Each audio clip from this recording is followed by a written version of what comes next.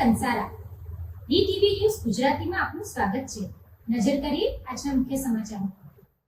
ભરૂચ જિલ્લા ભાજપ દ્વારા અંકલેશ્વરના તપોવન આશ્રમ ખાતે 14 મંડળોના પંડિત દીનદયાળ ઉપાધ્યાય પ્રશિક્ષણ વર્ગનું આયોજન કરવામાં આવ્યું હતું, જેમાં અંકલેશ્વર શહેર સંગઠનના હોદ્દેદારો માટે પ્રશિક્ષણ સત્ર યોજાયું હતું।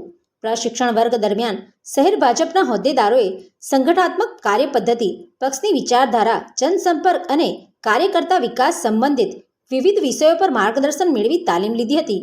પ્રશિક્ષણ દ્વારા સંગઠનને વધુ મજબૂત બનાવવા અને કાર્યકર્તાઓની કાર્યક્ષમતા વધારવા પર ભાર મૂકવામાં આવ્યો હતો। કાર્યક્રમમાં ભરૂચ જિલ્લા ભાજપ પ્રમુખ પ્રકાશ મોદી, જિલ્લા ઉપપ્રમુખ નીરલ પટેલ, જિલ્લા મહામંત્રી પરેશ પટેલ સહિત જિલ્લાના અગ્રણી નેતાઓ અને હોદ્દેદારો ઉપસ્થિત રહ્યા હતા।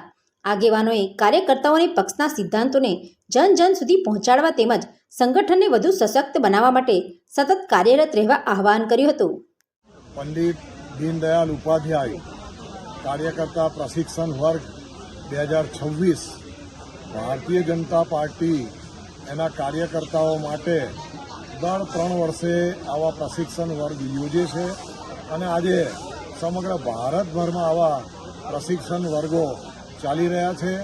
ભરૂચ જિલ્લામાં પણ તારીખ 23થી અહીં અંકલેશ્વર મુકામે તપોવન આશ્રમમાં આ પ્રશિક્ષણ વર્ગ ચાલી રહ્યા છે।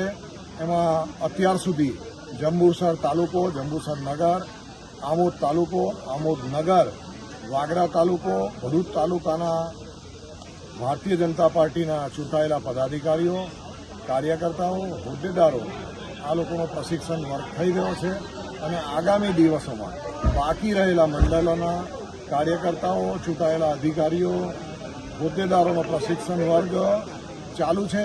એ 29 તારીખ સુધી અવિરત ચાલુ રહેશે।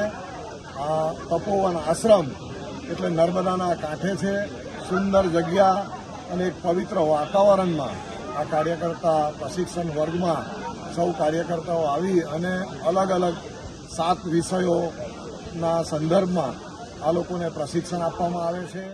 Pintu Modi, DTV news, Ankleshwar.